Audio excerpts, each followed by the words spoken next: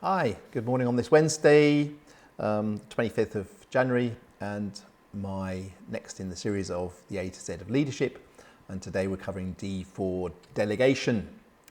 Now, I think it was Agatha Christie once said that you shouldn't do anything else, don't do anything yourself that you can get somebody else to do for you.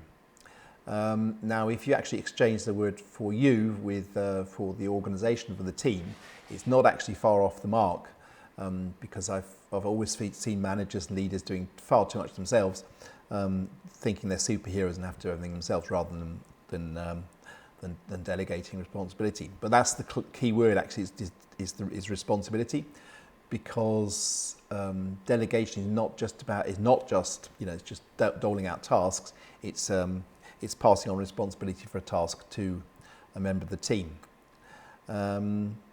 Delegation is a critical skill that has to be mastered by leaders, all leaders, but like any other skill, it needs to be practiced, and to become proficient, it needs perseverance.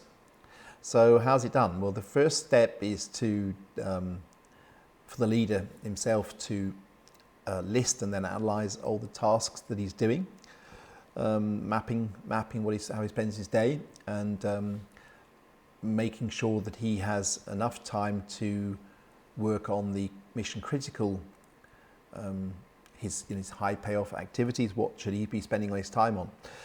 And the rest can be delegated. So once you've decided what to delegate, then you can who you want to know who to delegate to, and each task obviously needs to be assigned to a team member. But it is important that the team member has the skills and knowledge to be able to complete that task. So, the old adage, horses for courses. This is the next step's one that a lot of leaders get wrong. If the outcome isn't clear to you, then it's not going to be clear to the delegate. Make sure that it has a specific outcome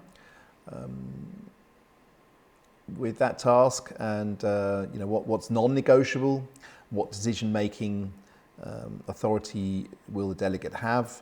Do milestones need to be set? What process reports need to be, if it's a task that takes a longer amount of time? What process updates are required? Especially if the delegate is faced with a new task, or responsible for a new task, then they may not have all the knowledge or resources or skills that they need. So that needs support.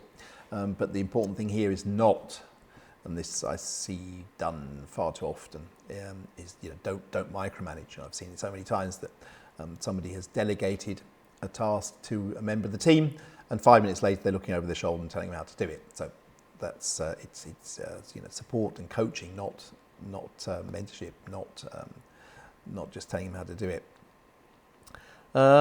Despite the best planning, obviously things can, and as in all areas of life, do occasionally go wrong. And the important thing here is to make sure that if something does go wrong, that you act quickly, that you don't let things get out of hand. If the delegate's struggling, if the process reports aren't coming, you need to act quickly. Don't wait until the deadline and then you realise the task hasn't been completed, and then you're back at square one.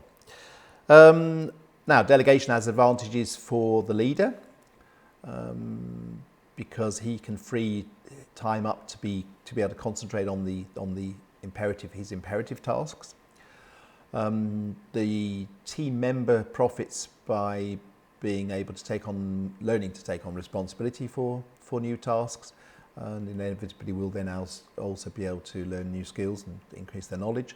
And the organisation obviously has profits because they have engaged and team or employees who are willing to take responsibility. So that's my talk for today, and I'll see everybody again next week for the letter E. Cheers.